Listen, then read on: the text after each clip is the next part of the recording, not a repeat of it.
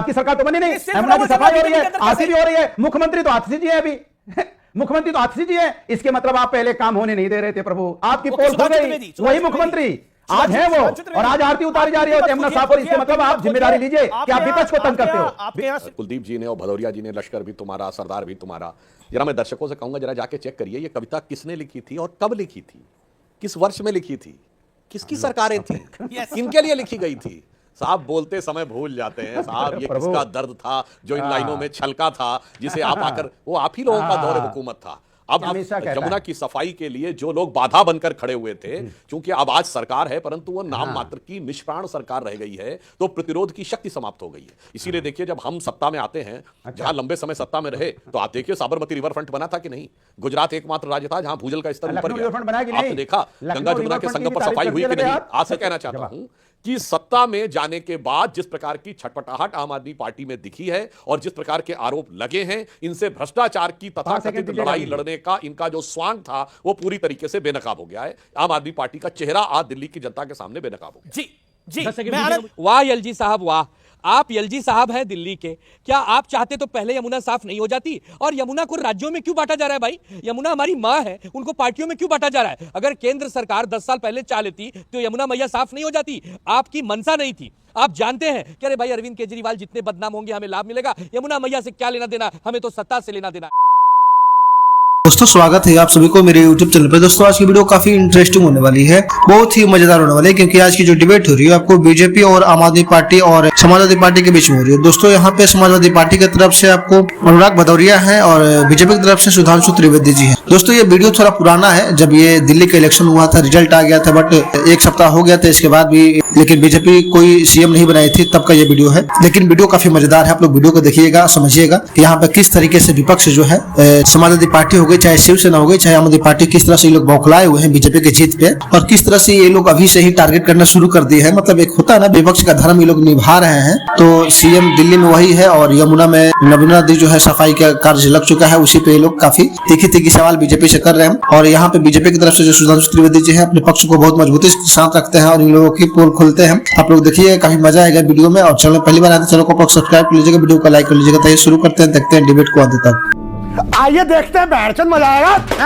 आपकी सरकार तो बनी नहीं, यमुना की सफाई हो रही है, आरसी भी हो रही है, मुख्यमंत्री तो आतिशी जी है अभी मुख्यमंत्री तो आतिशी जी है। इसके मतलब आप पहले काम होने नहीं दे रहे थे प्रभु, आपकी पोल खुल गई, वही मुख्यमंत्री आज है वो, और आज आरती उतारी जा रही है यमुना साफ हो रही है। इसके मतलब आप जिम्मेदारी लीजिए कि आप विपक्ष को तंग करते हो। आपके यहाँ सिर्फ टॉवल हो रहा है, आपके यहाँ झगड़ा हो रहा है, आप और साथ ही साथ यमुना की सफाई अब हो रही है, तब क्यों नहीं हुई थी? हाँ वो भी बता रहा हूं। देखिए पहली बात, कुलदीप जी ने और भदौरिया जी ने लश्कर भी तुम्हारा, सरदार भी तुम्हारा।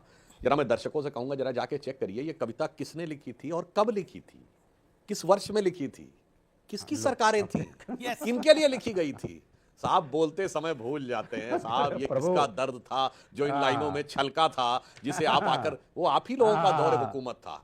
अब दूसरी बात मैं बताना चाहता हूं, देखिए साहब यमुना की सफाई के लिए जो लोग बाधा बनकर खड़े हुए थे, क्योंकि अब आज सरकार है परंतु वो नाम मात्र की निष्प्राण सरकार रह गई है, तो प्रतिरोध की शक्ति समाप्त हो गई है। इसीलिए देखिए जब हम सत्ता में आते हैं, जहां लंबे समय सत्ता में रहे, तो आप देखिए साबरमती रिवर फ्रंट बना था कि नहीं, गुजरात एकमात्र राज्य था जहां भूजल का स्तर ऊपर गया। आपने देखा गंगा जमुना के संगम पर सफाई हुई कि नहीं, आज से 3 साल पहले। और आपके वहां से ज्यादा है, लखनऊ का नाम नहीं ले पा रहे। वाह सुधांशु जी, लखनऊ से आते हैं तो लखनऊ, मेरी बात तो सुनिए साहब, लखनऊ के रिवर फ्रंट में, लखनऊ से आते हैं, लखनऊ रिवर फ्रंट का नाम लेना भूल गए। वाह वाह वाह, इतना चश्मा पहन लिया है कि अपने ही शहर को भूल गए। ठीक है, एक लखनऊ रिवर फ्रंट का नाम को बोलने दीजिए। अनुराग आप थोड़ा ज्यादा बोल गए कि आपने ये भी लाइन बोली कि सिर्फ टॉवल हो रहा है बीजेपी के अंदर। हाँ, बिल्कुल हो रहा है। नहीं नाम बताएं किसका है? हम बता देते। नहीं वो बिल्कुल बता रहा हूं। देखिए पहली बात हम ये कहना चाहेंगे, हमने जहां पे किया वहां नदियों की व्यवस्था को भी सुधारा है, चाहे साबरमती हो, नर्मदा हो, गंगा को जिस ढंग से हम लोगों ने बेहतर किया है।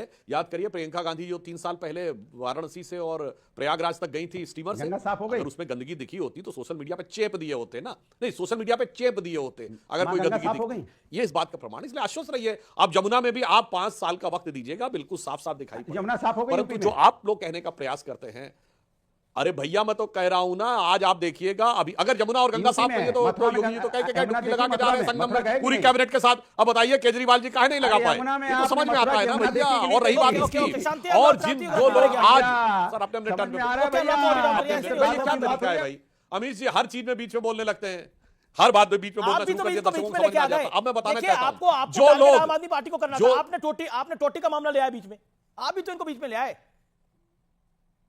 कुछ कहीं पर चोरी होता है, टोटी को बीच में ले आते हैं। नहीं लाए वो तो नहीं वो कैसा होता है, कुछ चीजें किसी चीज की प्रतीक बन जाती हैं। तो जैसे टोटी किसी चीज की प्रतीक बन, जैसे लाल टोपी इनकी प्रतीक है समाजवादी पार्टी की, वैसे ही संयोग से जब कोई ऐसा विषय आता है तो टोटी भी प्रतीक बन गई है। तो मैंने नहीं कहा है, मेरे टीवी चैनल पे बैठने से पहले अमीश जी ये तमाम चीजें सोशल मीडिया पे लिखी हुई थी, तो उसके लिए मुझे दोष देना उचित नहीं है। मुझे लगता है इन लोगों को इस विषय के ऊपर सफाई देनी चाहिए, तो यह बताना चाहिए कि किस पर। और आप एक और मजेदार बात देखिए, मतलब वो ठीक है, वो नितांत व्यक्तिगत बात है, मैं कि नहीं वो कहना चाहता। पूर्व मुख्यमंत्री के रूप में बंगला अलॉट होता था, अब वो सुप्रीम कोर्ट के आदेश के बाद समाप्त हो गया, मगर पूर्व मुख्यमंत्री के रूप में लखनऊ में मुलायम सिंह जी को भी बंगला अलॉट था और अखिलेश जी को भी बंगला अलॉट था, और दो बड़े बड़े मुख्यमंत्री स्तर के बंगले दोनों पूर्व मुख्यमंत्रियों के रूप में अलॉट थे। तो अगर आप यही देख लें तो भी ये समझ में आता, अन्यथा दोनों तो एक ही बंगले में भी रह सकते थे, और वो बंगले काफी बड़े होते हैं, ऐसा नहीं कि कोई छोटे होते हैं। इसलिए वो सारा विषय छोड़ें। मैं तो सिर्फ ये कहना चाहता हूं कि सत्ता में जाने के बाद जिस प्रकार की छटपटाहट आम आदमी पार्टी में दिखी है और जिस प्रकार के आरोप लगे हैं, इनसे भ्रष्टाचार की तथाकथित लड़ाई लड़ने का इनका जो स्वांग था वो पूरी तरीके से बेनकाब हो गया है। आम आदमी पार्टी का चेहरा आज दिल्ली की जनता के सामने बेनकाब हो गया। जी मैं आनंद दुबे का रुख करता हूं। आनंद दुबे मैं बिल्कुल आपको आगे आनंद दुबे अभी तक एक बार भी नहीं बोले। आनंद दुबे, आदित्य ठाकरे ने कपिल सिब्बल साहब के साथ एक माफ करिए संजय सिंह ने एक पॉडकास्ट करा, उसमें बड़ी सारी इलेक्शन की बातें बोली, और आदित्य ठाकरे भी आए थे अरविंद केजरीवाल को सांत्वना देने के लिए, और उसके बाद वो भी बड़े सारे आरोप लगा रहे हैं। क्या आपको लगता है कि इलेक्शन मैनेज हो सकता है भारत जैसे लोकतंत्र में? अमीश भाई नमस्ते। देखिए ऐसा है विषय कि बाराती पूछ रहे हैं घरातियों से कि दूल्हा कौन है। कभी ऐसा सुना है आपने? अरे घराती नहीं बताता दूल्हा कौन है, दूल्हा बाराती बताते हैं। तो सुधांशु भैया के और बाकी पैनल में सभी को बता दूं कि दूल्हा बीजेपी ढूंढ रही है, उसमें विपक्ष का कोई रोल नहीं है।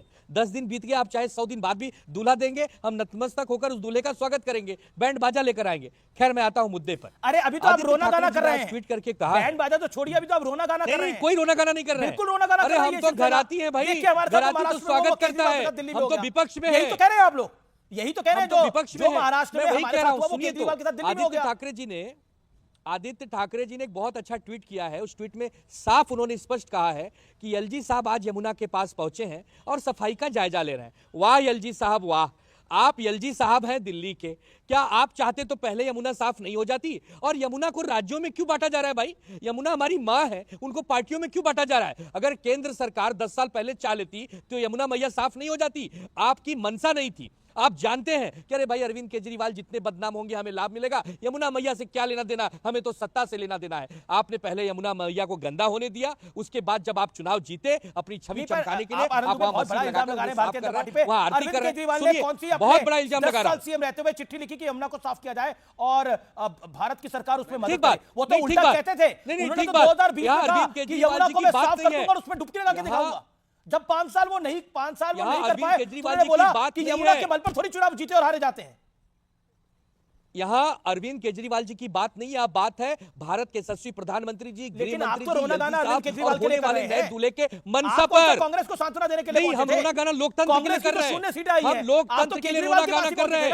हमारे महाराष्ट्र में आदित्य जी, हमारे महाराष्ट्र में सबूत के लिए गांव है मार्केटवाड़ी, वहां पर 2000 मतदाता हैं, वहां पर वोटिंग होती है, जीते हुए विधायक के समर्थन में केवल 500, जबकि होनी चाहिए थी 1000। पूरा का पूरा गांव सड़कों पर आ गया। गांव कह रहा है कि हम चुनाव आयोग के इस फैसले को नहीं मानते, हम अभी जिंदा है, हम अभी जीते जागते हैं। उसके नहीं व्हाट्सएप खबरें, व्हाट्सएप बात को नहीं, आप अगर जनता की बातों को अननेसेसरी कहेंगे, आप लोकतंत्र की बातों को अगर अननेसेसरी कहेंगे तो दुर्भाग्यपूर्ण है। मैं दुर्भाग्यपूर्ण नहीं कह रहा, मैं कह रहा हूं कि हम चौथा स्तंभ वो है, फैक्ट लोग उस पर तो जेन्युइन है। कैसे। दोस्तों उम्मीद है कि आप लोगों ने वीडियो को अंत तक देखा होगा। आपको ये वीडियो कैसी लगी आप लोग कमेंट के माध्यम से अपनी राय जरूर दीजिए। चैनल पहली बार आए हैं तो चैनल को आप लोग सब्सक्राइब कर लीजिए, वीडियो को लाइक कर लीजिए।